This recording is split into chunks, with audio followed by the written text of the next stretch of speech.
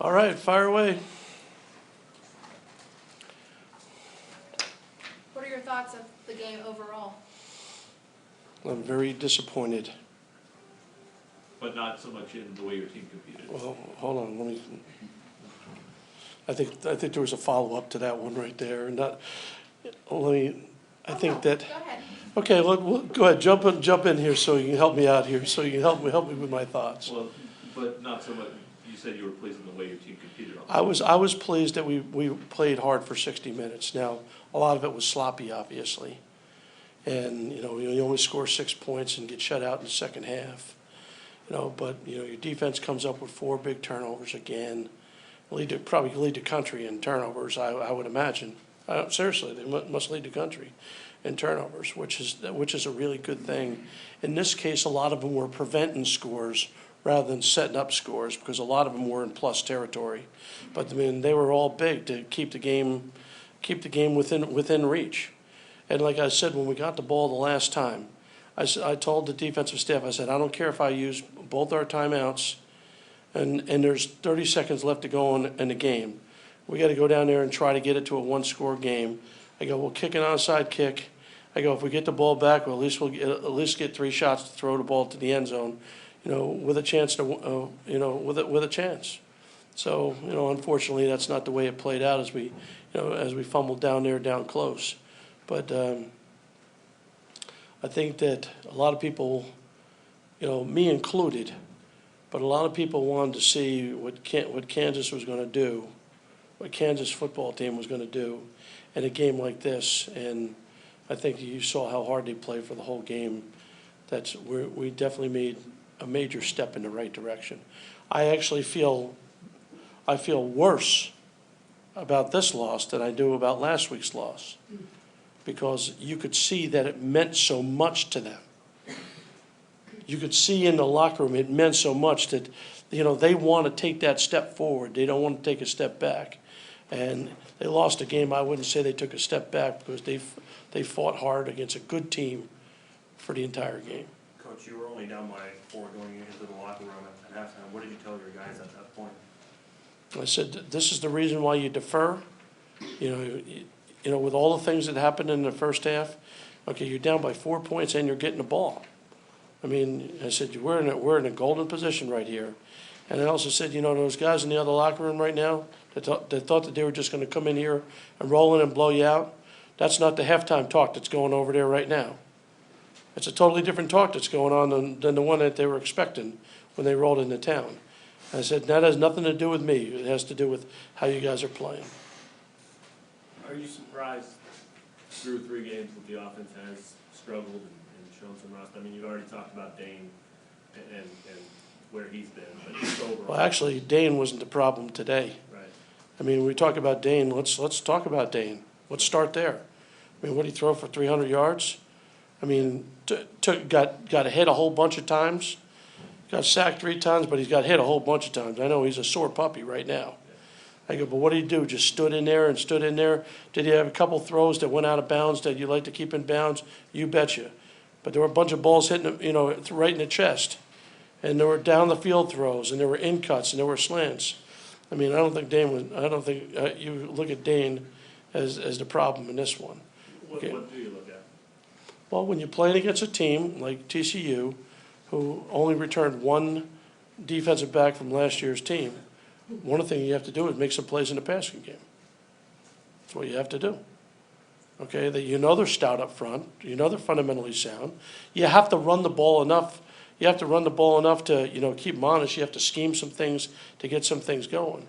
But at the end of the day, to have a chance of winning, you're going to have to throw the ball. And we just have to do it better, Last week you talked about wanting to lean on the running game a little bit to take some of that pressure off. But looking at the stats from today, it doesn't really replicate that. Well, I think. Is that just what happened in the fourth quarter trying to? Well, I'll just say, it's 2 parts to that one. Part was what I just said, where I felt that an inexperienced secondary is a bit vulnerable, and they got number 2, and he's an experienced player, and he's a good player, but the rest of those guys really haven't played very much. So, they gave you an opportunity to make some plays in the passing game, which we did. Okay, the flip side of that is, I think when you go into a game and when you get to a point in the fourth quarter, okay, where it's a 2-score game, where now you have to get out of just a run-pass ratio, anything near normal, that skews the stats. Are you guys physically able to compete with them? Did you feel like, you talked when you took over back in December, you didn't know really what you had. You coached them 3 times, you've seen them against a Big 12 team, what do you think? I think if you ask them, I think they'd say yes. The team we just played against, I think they'd say yes. How'd you feel Anthony McDonald did in his first game back? I was actually pleased because, I saw Holden I don't know if he got tweaked or something like that. We intended to play him some anyway, but he ended up playing a whole bunch in there. And like I said, I'm not studying him on every play right there, but he definitely showed up for his first game out there. What about Terzilli filling in for Kale Fick? Well, obviously he had the one big one right there, and God, there were a couple others I wish we would have had too, because you got one-on-one coverage a couple times. The one ball was probably wide and out of bounds where he really didn't have a chance. Another one where the quarterback made a great back shoulder throw and put it right on him, and he had the ball in his hands and didn't come down with it. But I think he gained a lot of valuable experience today because he's got a lot of ability. He does. He has a lot of ability. What does the defense take from getting so many turnovers in the red zone like you did today? And also, you guys teach strips and picks? Yeah, the defensive staff spent a lot of time on strip sacks and fumbles and punching for the ball, and it obviously has paid off. But on top of that, I think that there's plenty of good defenses that give up yards, but then don't end up giving touchdowns. The old bend but don't break mentality, the coaching phrase. And I think that you can gain a lot of confidence when a team's driving between the 20s real good, but you get down there and then you can go ahead and make a play. I think that really helps you because now every time a team gets down there, they're expecting to make a play on defense to turn the ball over. So when a team starts thinking that way, that's usually a good thing. Talk about the early opportunities. You get the 2 turnovers right away. You have a chance to put some points up, and I think you finished with 3 out of that. Well, actually, our field position was crummy all day. Yeah. You say turnovers, with turnovers on the other end of the field, you still have to go the whole length of the field. In the first half, I thought we moved the ball pretty well, but once again, situational football has been not good. Okay, we haven't been good on third down, and we haven't been good on scoring touchdowns in the red zone. And really, that's where it really comes down to. When you don't have production on third down and you don't score touchdowns in the red zone, you lose 20-6. On TCU's second touchdown, it looked like Tyree Williams could have made a play on the ball. What did you see on that point? I think I saw what you saw. Tyree's in there. They throw a ball. You got a little torqued. His body got torqued a little bit. Where kind of looking for the ball and thinks it's here, but it's here, and the guy makes the play and gets it in the end zone. Trust me, he's trying to make the play. But I thought that his body got torqued a little bit and got a little bit out of position. The guy made a nice play. Is that more inexperience being a freshman? Pardon me? Is that more inexperience from his part as a true freshman? No, that's your body getting torqued in the wrong position when you're going to make a play. Would have made a difference if you were a senior or a freshman. When your body gets torqued in the wrong position, okay, where you think it's here and it's slightly back over you, you get out of position. He was in pretty good position to make the play. Okay, he was there. Okay, but I think he just got a little bit out of position. At the end there, the last time out, it seemed like you brought your whole team together. I did. Can you share with us what that was about? Or? It was a teaching moment about turning the corner. That's what that timeout was about. I could have just let him kneel down, and run the clock out. That was not to prolong the game. That was a teaching moment. Okay, to let him know, hey, everyone came in here today thinking you're going to get the crap kicked out of you. That didn't turn out that way, did it? Okay, look it. No one's happy when you lose. And I'm as fierce a competitor as they come. Okay, but I did admire the fact that the guys for 60 minutes were slugging it out and trying to do everything they could to put us in a position to still have a chance to win the game. And until we turned the ball over, the game was still in doubt. When we turned it over, then it was no longer in doubt. So I used my last time out to use that as a teaching moment. TCU You're welcome for me sharing that with you, Matt. You know? TCU had a lot of success running the ball in the first half. What adjustments did you make in the second half to really cut down on their Well, we efficiencies? loaded up the front a lot more in the second half. You know, the only problem when you load up the front a lot more in the second half, you leave yourself open for those chunks down the middle of the field. So I mean, there's always the give and take. You know, there's always a give and take. And that quarterback's a good player, and he's got good weapons around him. But I think I agree with you that our performance in the run game improved when we started loading it up in there. What did you think of Tony as a receiver? Obviously, that was extensive use for him there. Well, going into this game, we thought that one of the matchups that we could get was Tony versus linebackers. You know, that's what we're trying to, you know, we actually do spend, contrary to popular opinion, we actually do spend time during the week trying to figure out plays that'll work, you know, and in this case, we thought that if we can get Tony matched up with the linebacker, it would be it could be a very good matchup for us, and he ended up making some plays in the pass game. Was that specific to what you saw from TCU, or something that you had kind of had in throughout the season and just? That was to attack TCU. Okay. Yeah. With Sims coming back, will he see more time at wide receiver, Pearson? No. Now, will you ask me if I'll motion him out of the backfield and throw it to him like a wide receiver? The answer to that would be yes. But Tony's a running back. He's not a wide receiver. Coach, I'm guessing by your reaction there at the end, talking to Casey a little bit, you were pretty impressed with Paul. I think they're a really good football team. I think the quarterback is good.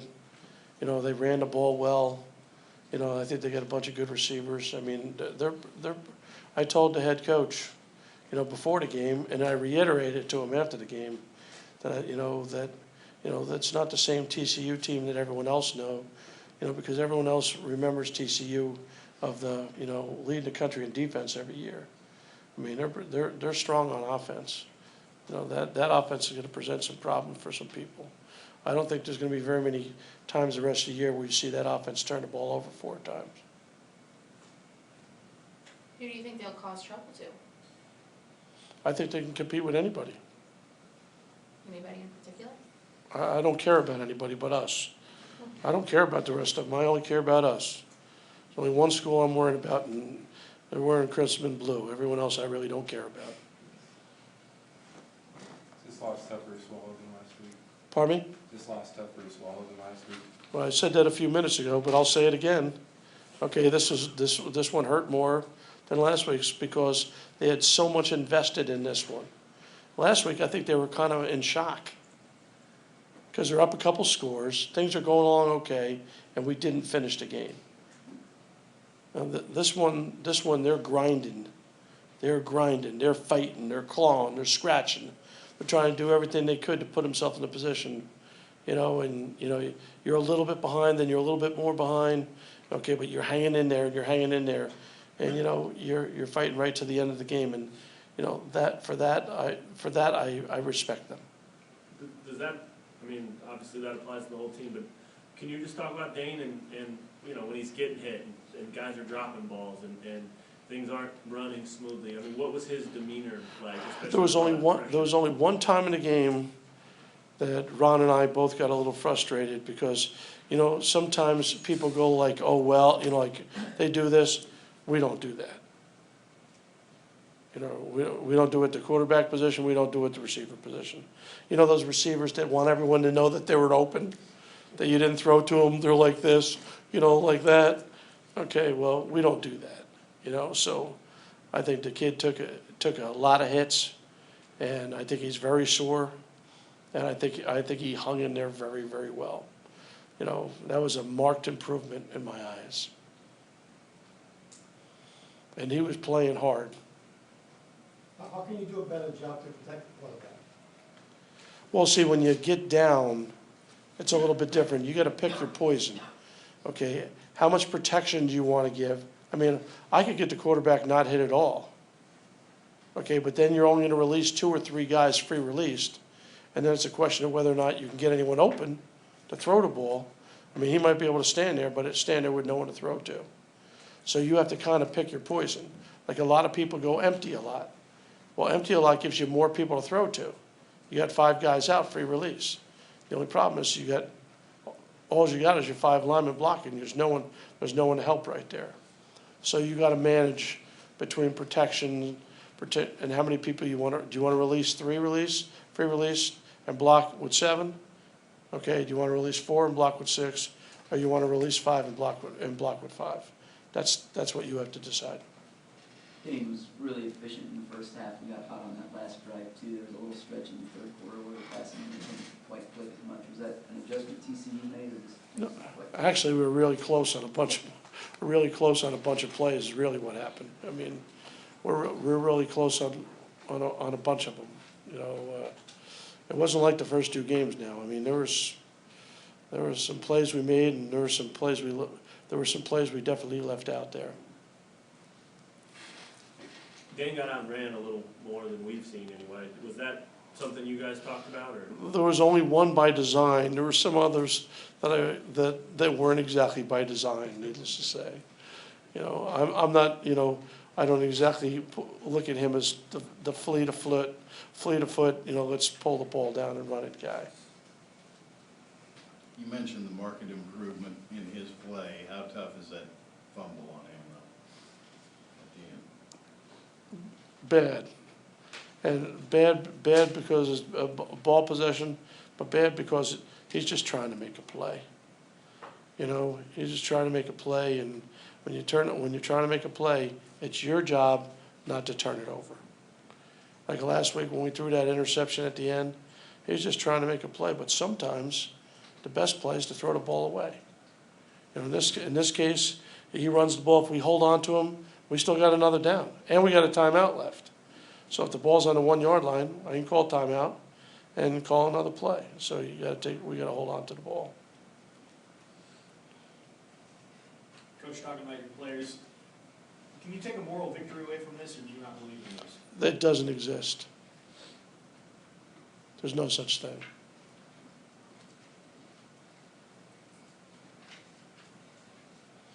And at least in my opinion, I mean, you know, do I like the way they fought? Yeah, there's nothing ever good about a loss. Can you talk about that second field goal kick? Seemed like he was short on that one. Can you talk about that? Yeah, it looked like a snapper exchange problem. You know, I have to wait and see it, but you know, that's what it looked like. The timing of the kick, you know, without seeing everything yet myself, it looked like the timing was all off. Almost like he had to hesitate to go ahead and kick the ball. So, you know, I'll have to wait till I see it, but my guess is, I mean, you guys probably saw the TV copy. I mean, my guess is that's probably what's going to show up when I see it tomorrow. I won't be watching it this evening. Any thought of going for it on that 4th and 4 at the end of the second quarter? No. The score is 7-3. I thought we needed to get points on the board. I think that would put us in a bad decision, because now 7-6, you're down 1 point.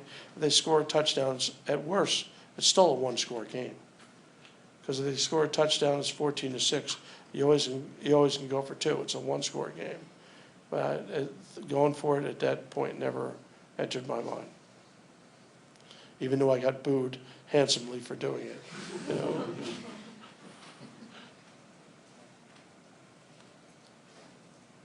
Any others? All right, thank you. Thanks. Thanks, Coach.